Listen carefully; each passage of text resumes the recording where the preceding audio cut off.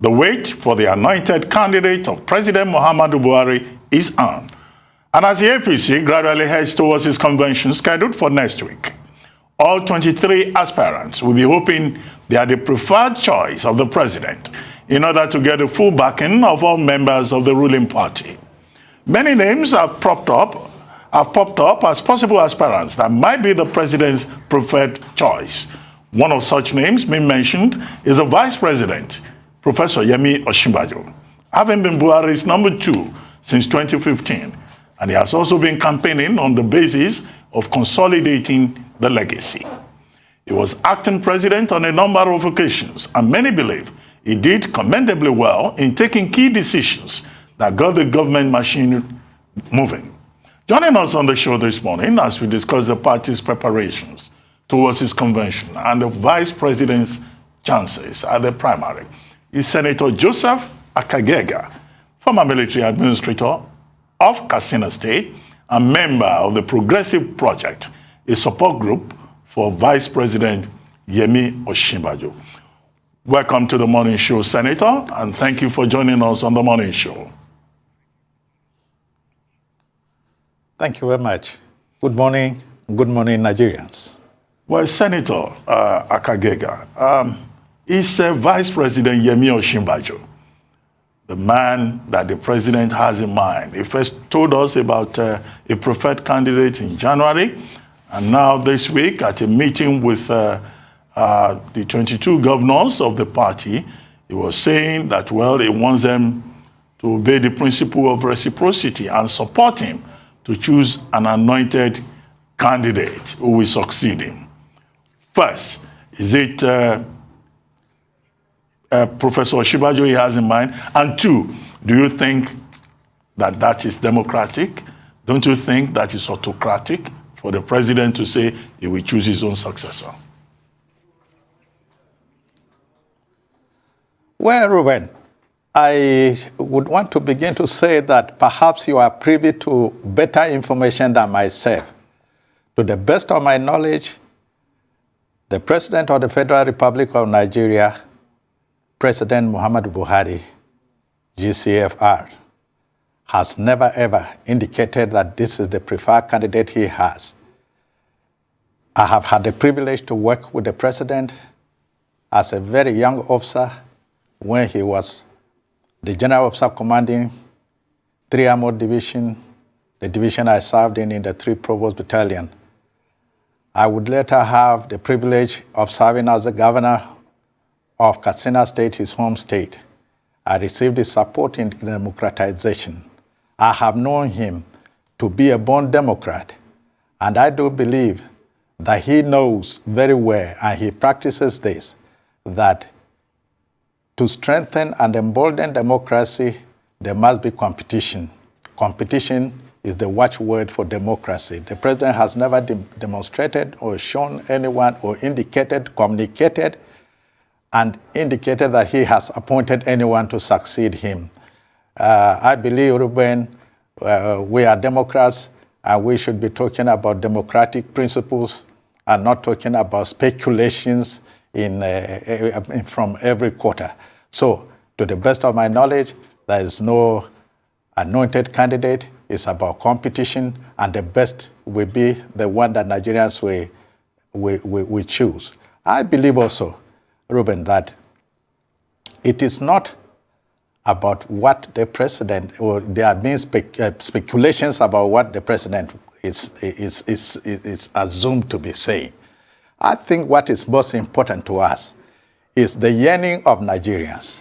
The yearnings of Nigerians is that best candidate who will consolidate on the gains that President Buhari has put in place in terms of security, in terms of governance, in terms of due process, in terms of infrastructure, in terms of what has consequential effect on the people, even the grassroots people, like trader money and so on, which were managed by the vice president. This should be the concern of Nigerians and not about anointing. We are Democrats, and the process will be democratically done, and the vice president, His Excellency Professor Yemi Osinbajo, by his excellent qualities, sterling qualities amongst others, will be the one that Nigerians will choose, and I urge them to do so for the purpose of continuity, for the consequential effect of consolidating with someone who is partnering with you from the 774 local governments in Nigeria, and also to take this nation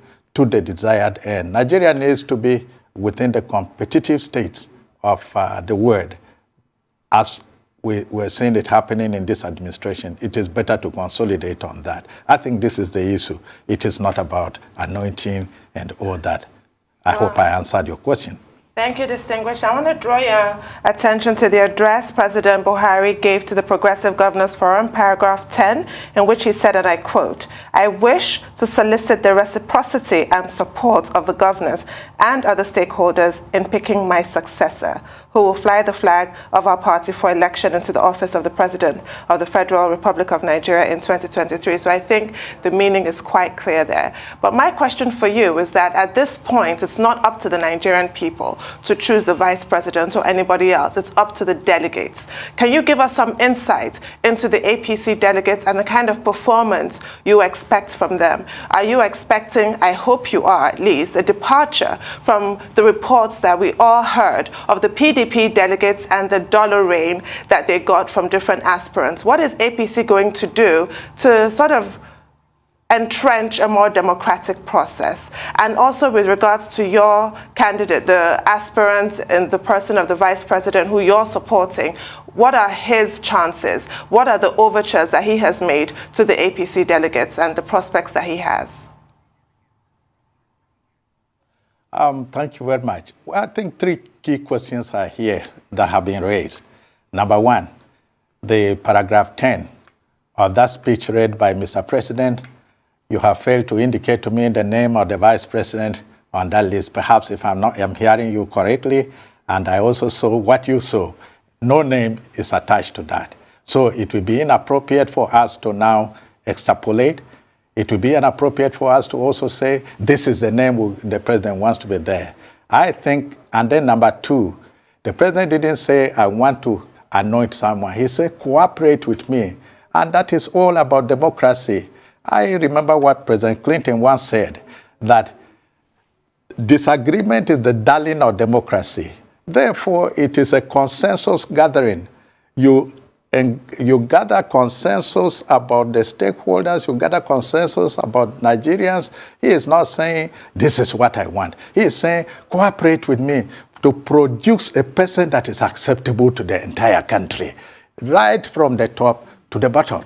So I think, understanding this from that perspective, I will now move to the next issue, which is why the president would be, the vice president would be the appropriate candidate. But before I do that, let me address the issue of delegates. You are aware also by the provisions of Section 84, the gamut reading the community, making a community reading of Section 84 of the Electoral Act, and also in conjunction with the Constitution of the Federal Republic, that it is only the political parties that we field candidates for elections. There are methods which, as you know, are to produce candidates either by direct primaries, indirect primaries, or by consensus. Whichever way that comes by, the APC is very well prepared. As I speak to you, there were congresses conducted in the various local governments, and 3 national delegates from the 774 local governments that constitute the states in Nigeria were conducted by the APC, and 3 delegates were nominated. I can name to you the 3 that came from my local government, which is Conshisha local government of Benue State. 3 delegates were democratically elected. Those are the ones coming to Abuja to conduct the special convention that will take place between Monday and Tuesday next week. I believe that these are Nigerians from the grassroots who will definitely do the right choice. Now let me go to why the choice of the vice president. Number one, we are looking at someone who has a partnership and connectivity with the ordinary Nigerians. He has visited 774 local governments, even before the elections. It is his office that has been managing the issue of trader money and power and all these other social intervention programs, which he has done creditably well.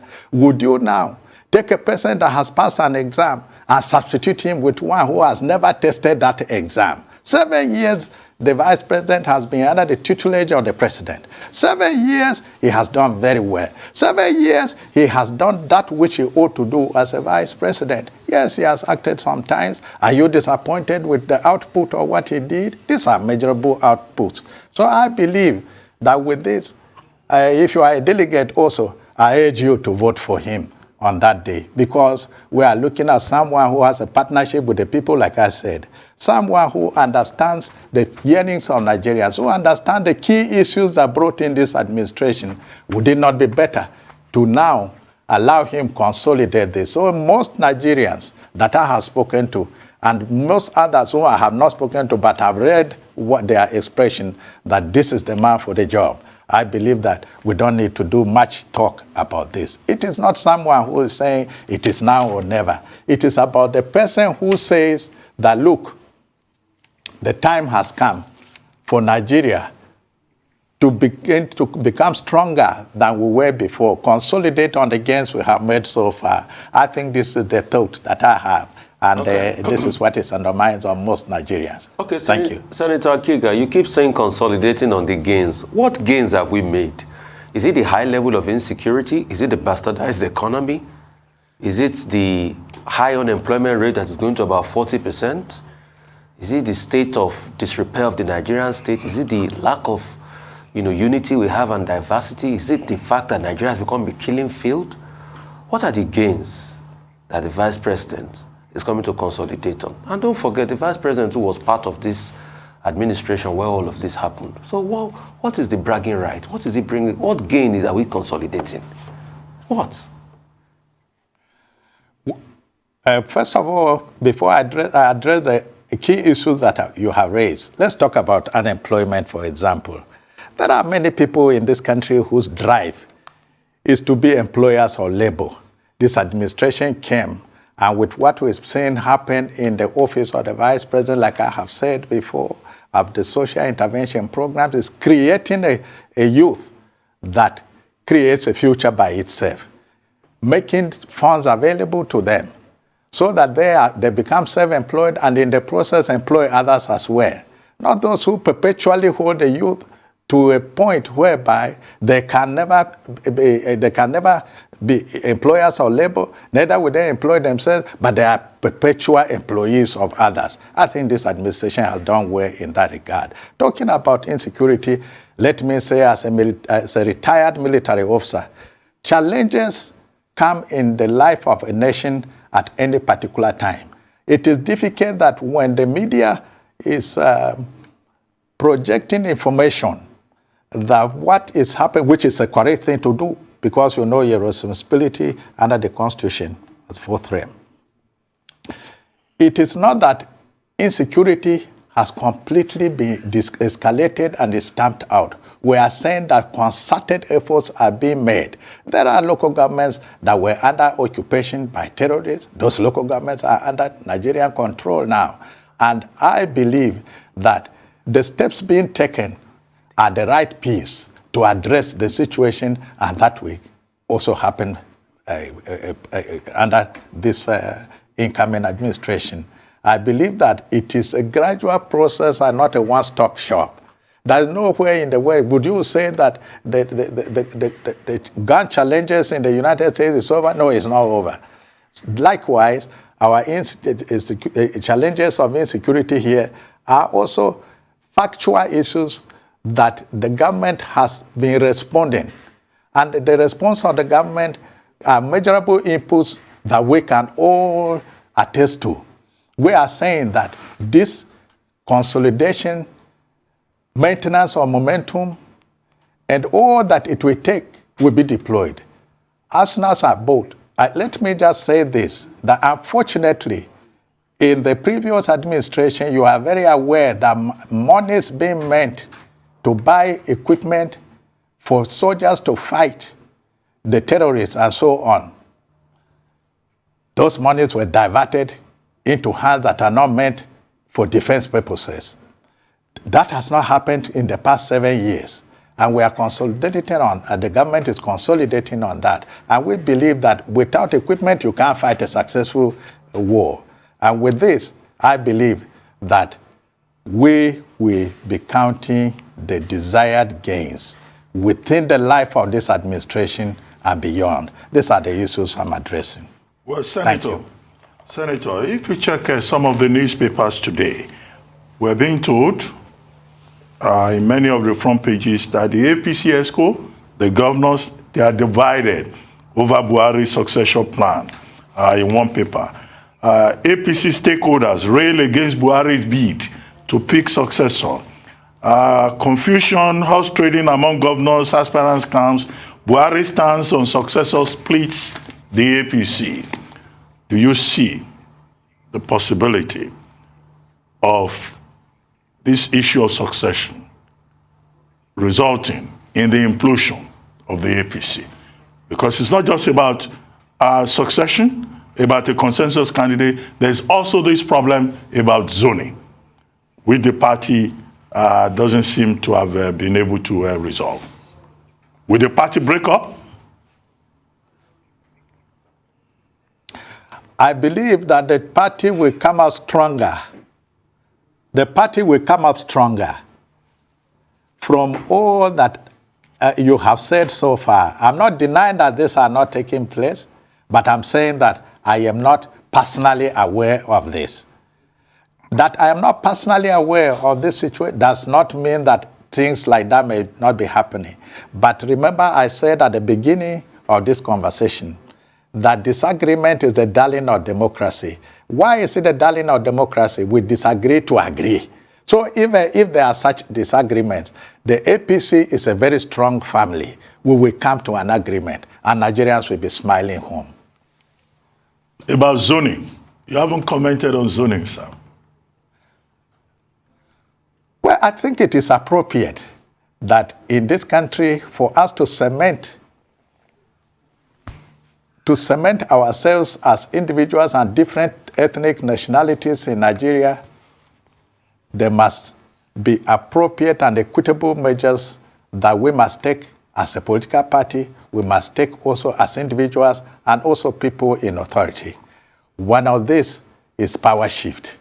And the power shift implies that after a successful tenure of government in a particular zone, which is either north or south, it is shifted to the other zone. The north has had 8 years in government, uninterrupted. Therefore, it only behoves, it is only equitable, it is only fair, it is only just that there should be power shift to the south. And I believe that we will all come to a consensus on this. I believe that you are, the issues of this, the tragedy of this concern is that a particular candidate has emerged in a PDP or some other party. That is a tragedy because that is not what should be our concern now. Our concern should be who will give us the deliverables that will become a stronger nation, will become relevant people, will become economically strengthened, will become a country with the structures, that infrastructure that we need, with all that we need to become a strong nation. That should be the issue, and not who is saying it is now or never. Let us take the other side. It is time for us to become a greater Nigeria. Thank you. It certainly is. Do you have any insight to share with us on that APC Form 18 that was amongst the documents when the presidential aspirants bought those 100 million naira nomination and expression of interest forms? Did your principal, did he sign that form? And we're also told that the presidential screening committee asked each aspirant whether or not they would be willing to step down for others and obviously form a consensus. Where are we on that with APC? Well, money was contributed. Money was contributed for the vice president His Excellency Professor Yemi Osinbajo to buy the forms. And this indicates to you his popularity amongst Nigerians, his popularity among every nook and corner of this country. That look, if we want Nigeria to be stable, to continue to be stable, if we want Nigeria to be the Nigeria of our dreams and not a country that is perpetually a country of the future, then it should be him. That is why money was contributed to buy form. Of course, he signed the form, he completed the form in the manner that the law requires him to do.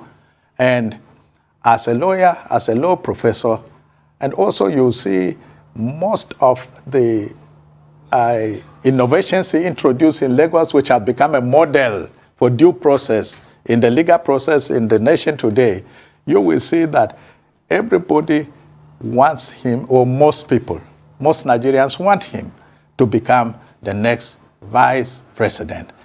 And I believe that you watched the screening process by the APC, and he met all the requirements. And I believe that Nigerians will say, yes, this vice president has met all the requirements. This vice president who has brought so many innovations in the legal practice itself, a profession which I also have the privilege to belong, and also has been implementing the social intervention programs. He has been part of the administration in the areas I have spoken before. Okay. I don't see any other person better qualified like himself. Can I come in? The social intervention program you say the vice president is part of, a lot of people say it's a scam. The school feeding program, we all see how that has gone. No, hang on, let me finish that. We all see how that has gone. That even during COVID, when children were at home, they said they were feeding children in school. It has not impacted the people. Even the wife of the president has to say that she has not seen any of these social impact programs in Kano and some other parts of the north. So everybody thinks the social intervention program that a lot of Nigerians' hard-earned money is spent on is a scam. And the vice president, you are saying, prevails over this. What's the effect in the life of people? Would you doubt that there was trader money that was distributed to the full glare of all Nigerians in the newspaper, on the television? How has trader money reduced poverty? How has it reduced poverty? Yes. I ask you. Now, allow me 1 second to also say that, look, the school feeding program and all this, in my village, there are people today that I go home who don't ask me because they are beneficiaries of this system. This is an incremental process. It does not mean that the entire Nigeria, even the federal government itself, had a target of 40 million being taken out of poverty. If we have achieved a measurable extent of percentage of that, and we are saying that, look, let us continue on this trajectory and achieve more and consolidate, I think that is what we should be looking at, and not people saying a scam and so on. I can mention names in my village, I can mention names in the market, in my local government, and even in my some areas in my state who are beneficiaries of this. And if people are not taken out of poverty with this kind of interventions, then what else? So those who are saying scams are disconnected from the realities on the ground. Thank you. Okay, well, let us assume that Vice President Osinbajo gets the ticket, right? And his main opponent in the PDP will be former Vice President Atiku Abubakar. It will be a battle of the VPs, right? How much chance do you think Vice President Osinbajo stands against former Vice President Atiku Abubakar, who has been in the race? This is his sixth time for him. Yes. Thank you very much for this question. You see, Nigeria has come to a level where we must distinguish between someone who is saying if it is not now, it's never. It must be now or never. Between that and the person who is saying it is time for us to consolidate. It is time for us to take Nigeria forward. It is, and then there is a program of action that has already been in place, part of which we have seen being implemented. I think this is what creates the better chance for the Vice President Professor Yemi Osinbajo, His Excellency, and puts him way over and above. He is not a disconnected person from the society. He is totally, completely connected to the local person from my village, like I have said. He has visited 774 local governments, and the Nigerians are saying that, look, we want a person with ideas, a person who will return our industrial efforts back to life, a person who will continue with the efforts on restoring security and stability, uniting the nation, and also a person who has ideas about due process, so that the legal process in this land is also implemented to the extent that cases do not last in courts forever. Otherwise, cases last forever, and that is the stop point for a common man.